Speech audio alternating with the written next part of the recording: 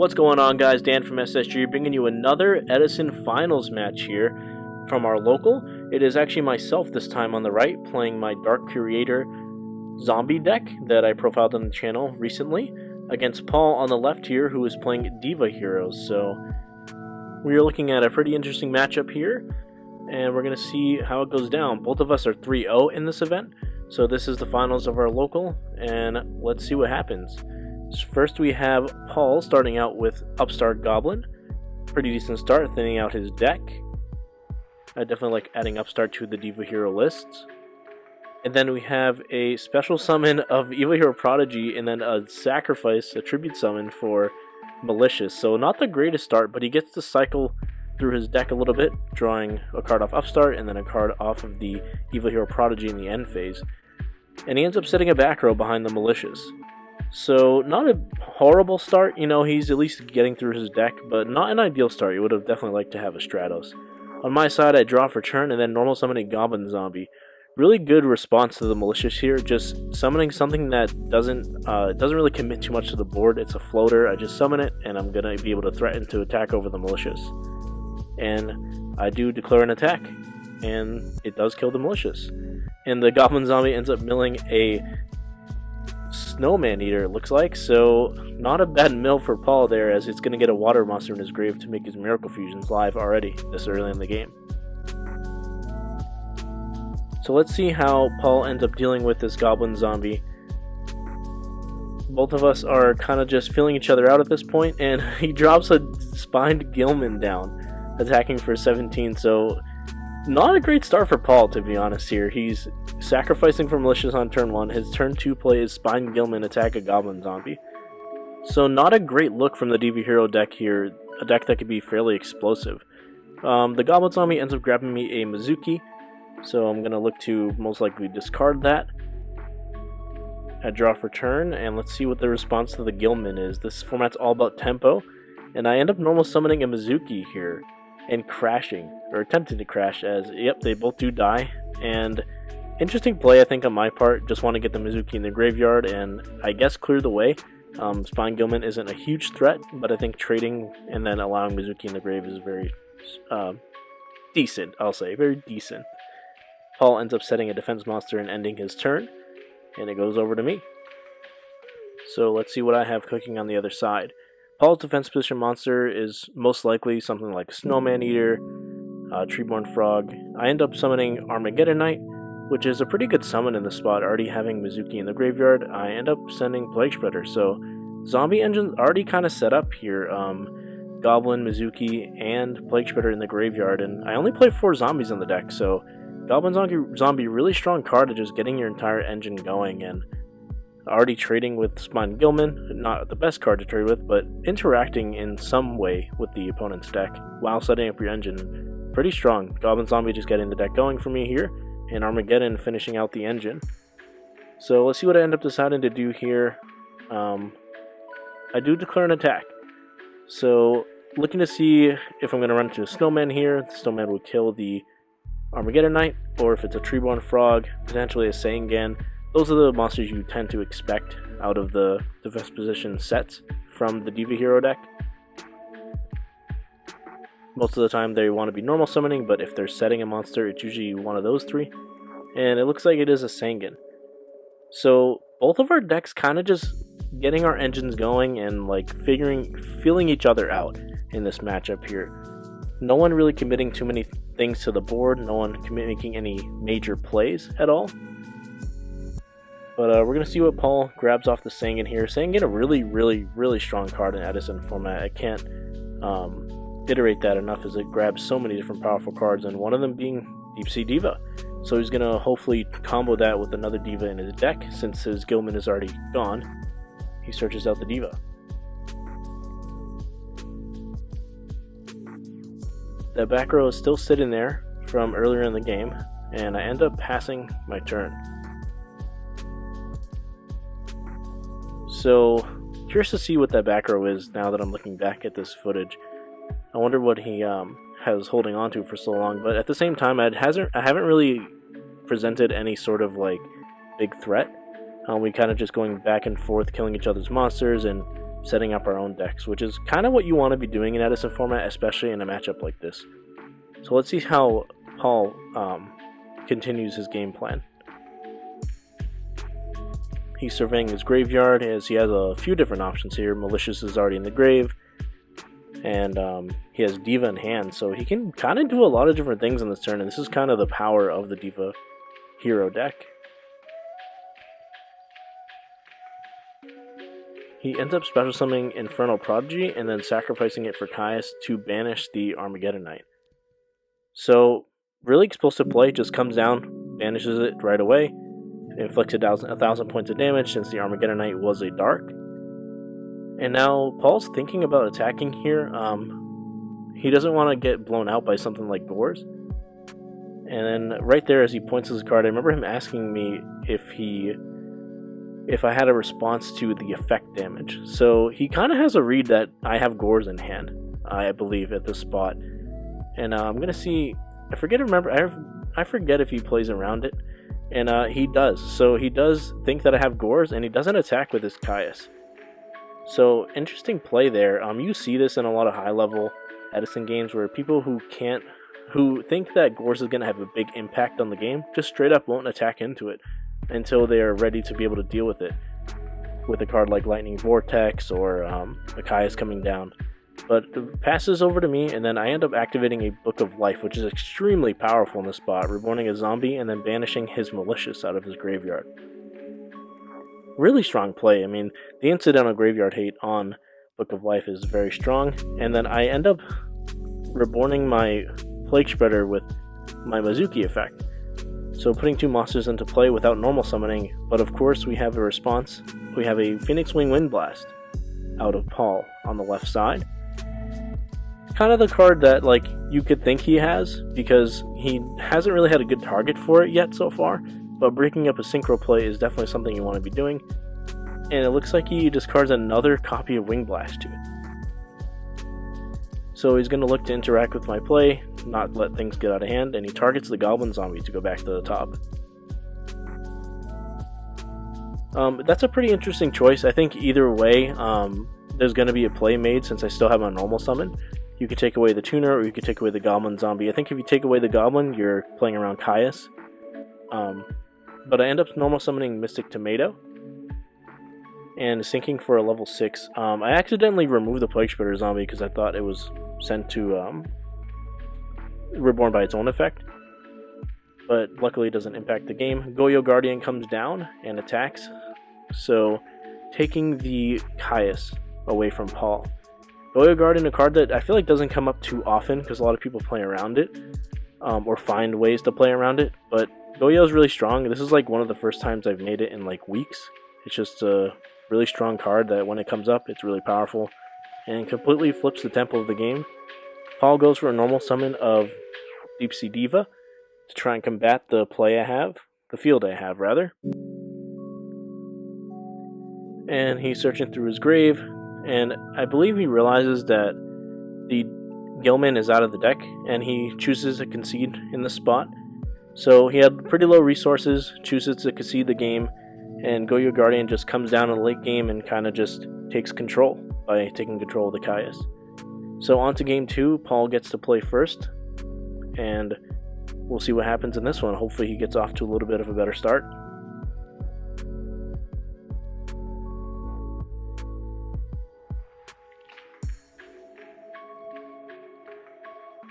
So he ends up setting a monster here and passing the turn. Not the ideal Stratos start, but we'll see what he had set. And again, I respond with Goblin Zombie, just not committing too much, and attacking into a Treeborn Frog. So Treeborn Frog on turn 1 in the graveyard is very good. I mean, setting Treeborn and getting it in the grave is very, very strong. It sets up Caius, it sets up some interesting Deep Sea Diva plays. Can just do a lot of things, and he's going to reborn the Treeborn Frog.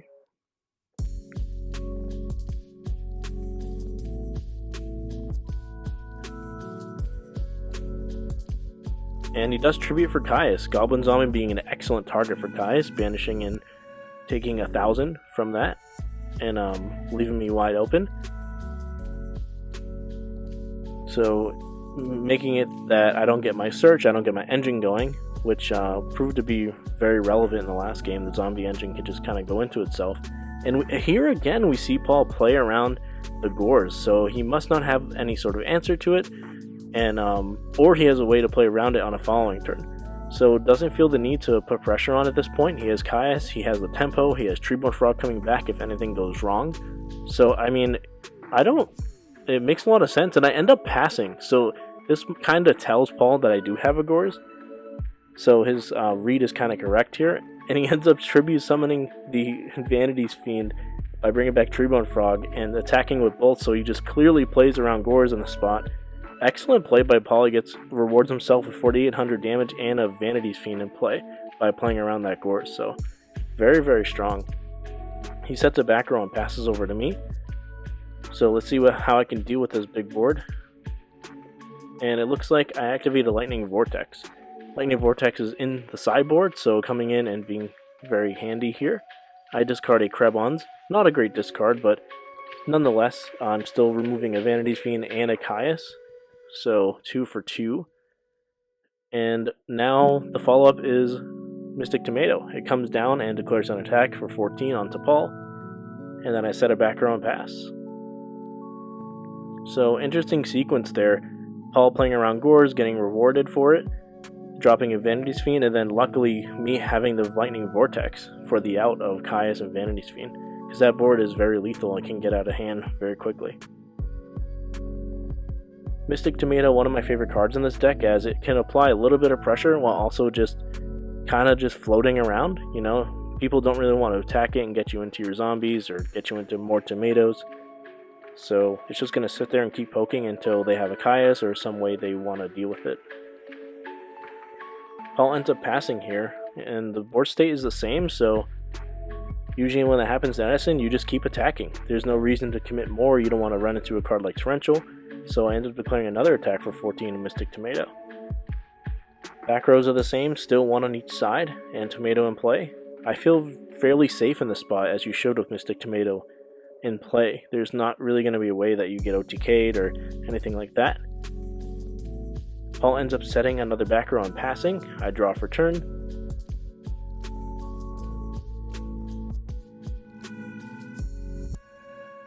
And Paul flips up in the standby phase Trap Dust Shoot. So Trap Dust Shoot, pretty good in the spot. It's going to let him get a lot of information about what I'm working with in this sort of mid-game that we're in now. And maybe it will tell him how to answer this tomato in a way that is profitable for him.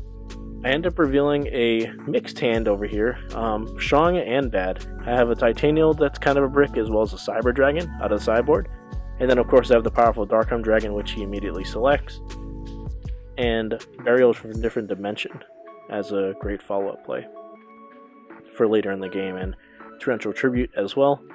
So I reveal a good and bad hand, but Paul gets to take my most powerful card in Darkholm Dragon, which is obviously an excellent choice. And now he knows exactly what I'm working with here. Trap Dust Shoot, obviously a very, very powerful card.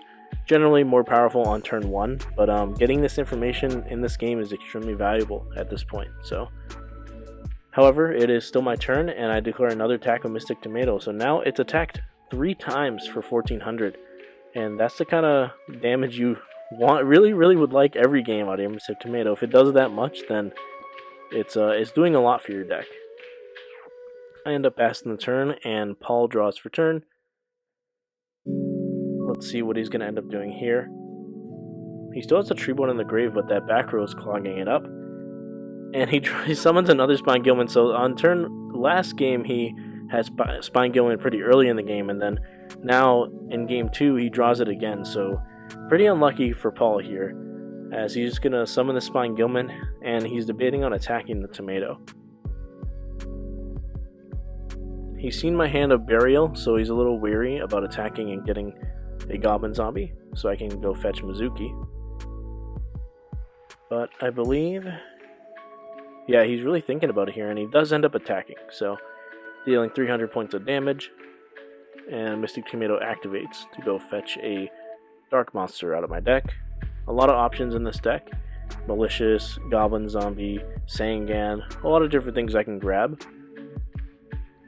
But I do end up going for the Goblin Zombie, as I want to go find that Mizuki and set up my burial from a different dimension.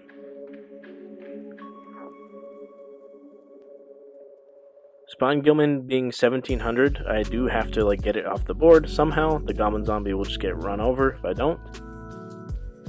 So I do have to start putting some more pressure on and removing that Spawn Gilman if I would like. And I actually believe that's the case, so much so because I end up sacrificing for Cyber Dragon Summon and Paul responds with Bottomless. So I think it was just really important for me to get the Goblin Zombie search and to apply pressure, so sacking for Cyber Dragon was the correct play. At least what I thought that was the correct play in that spot, because I go and I fetch my Mizuki that I can set my burial up with for a later turn, and I was hoping to attack over the Spawn Gilman. However, instead, we end up setting 2 more back rows. Now we have 3. And let's see what Paul's going to do here to fight through these 3 back rows. He doesn't really, I don't think he wants to commit too much to the board, right? Because you just want to like attack, you know. I'm pretty sure I'm a pretty low life total here, and he ends up activating the Treeborn Frog out of the graveyard during the standby phase, and summons it in attack position. Yeah, so I remember this. I'm at a fairly low life total. I believe this attack, if both go through, are lethal. So summoning the Treeborn in attack position presents a lethal threat if both attacks go through, forcing me to respond to fairly anemic cards like Treeborn Frog and Spawn Gilman, which is a strong play out of Paul, working with what he has to make me use some of those back rows. I end up responding with Phoenix Wing Wind Blast, discarding the Mizuki, which is fairly ideal, stacking a Spawn Gilman to the top of the deck, and then the Treeborn will replay its attack, attacking for just 100 instead of 5.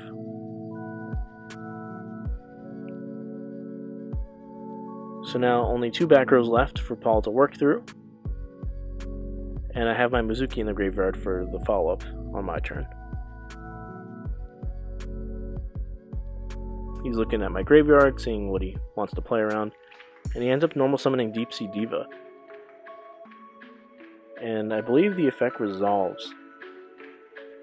And it's a really cheeky play because he just takes the Spawn Gilman off the top of his deck. I wanted to stack it there to make him draw like a dead card, but nope. Deep Sea Diva comes down, lets him shuffle his deck, find the Spawn Gilman from right off the top. So really cheeky play, and making a little bit of a board, but I do respond with Torrential there to get rid of all 3 monsters. Torrential very strong in that spot, just clearing everything away, not allowing any sort of synchro plays. And we're looking pretty low on resources now for both of us. I believe I have 2 cards on hand, 1 set. Paul has, I believe, 4 cards total. He ends up setting 2 of them. So now we're pretty even in cards, and the zombie deck has Mizuki out of the graveyard, which is technically I'm up 1 card onto Paul. And there's a Clayman exhibit coming in and making an appearance as I activate Mizuki and reborn my Goblin Zombie, but then Paul changed DD Crow onto the Goblin Zombie, so really strong response there, just discarding a card and getting the Goblin Zombie out of there, effectively negating the Mizuki effect out of the graveyard. He does know I have Burial from a different dimension, which is most likely my follow-up here. However, having 2 back rows to interact with the follow-up plays is still very strong. DD Crow doing a lot for Paul there. And I do follow up by going Burial from a different dimension, targeting the Mizuki as well as the Goblin Zombie. And then I'm thinking about other things. I think there's another Goblin removed. I'm thinking about adding that one back in. I'm not exactly sure. I think there's just a few different reasons for thinking about this, whether it be future Darkarm Dragon draws, the Dark Creator, of course. A few different things to think about. And I end up just doing 2. So just the Mizuki and just the Goblin Zombie. As Paul impressively reads a foreign copy of Burial from a Different Dimension. And then I banish Mizuki to summon Goblin Zombie again. So pretty resilient zombie engine here, and this is kind of what the zombie engine does. I then proceed to sacrifice the Goblin Zombie for Caius, targeting his back row. A little bit of a lesson here for any newer players to Edison, or even players like me who've just made this mistake. When I summon the Caius here, I immediately target. And you really want to ask your opponent if the summon has resolved. Because as you can see, Paul has Solemn Judgment, and you want to make sure you don't target before they activate Solemn, or potentially activate Solemn. So a little bit of a mistake by me, but Paul ends up Solemn Judgmenting to protect the back row, which after thinking about that, because I did realize what I did in real time, I said, okay, that back row's got to be fairly good. And Paul goes and reminds me right there as he puts his hand out. He says, I believe he's reminding me that you should make sure the summon resolves. The Goblin Zombie ends up searching Plague Shredder Zombie, which I believe is the last card in my hand. So very, very low resources here, and I'm thinking about his back row because he just saw him to protect it. So I'm kind of wondering what that is and surveying exactly what I should be playing around. I'm still at a fairly low life total. I believe it's something like 17 or 18. So I'm thinking if I can give Paul another turn, how often can the Diva deck kill me on the following turn? Or should I push through? And I do end up deciding flipping Return from Different Dimension. So very, very powerful card. Kind of the I win button of this format, bringing back Cyber Dragon, Mizuki, and Goblin Zombie. Paul doesn't have a response and extends the hand. So yeah, he did have the Wing Blast face down. But that is the game, guys. Return being very, very broken card in the end game. Paul getting a little bit of unfortunate draws with those Spine Gilmans in each of the games, but I end up taking it down, winning the tournament, going 4-0. And I'm actually 7-0 with this Dark Creator zombie list that I posted on the channel, so definitely go check that out, as I'll leave the deck profile in the description below. Thank you for hanging out and checking out this finals match. Drop a comment and let me know what you guys think about these duel videos. And without further ado, this is Dan V from SSG signing out.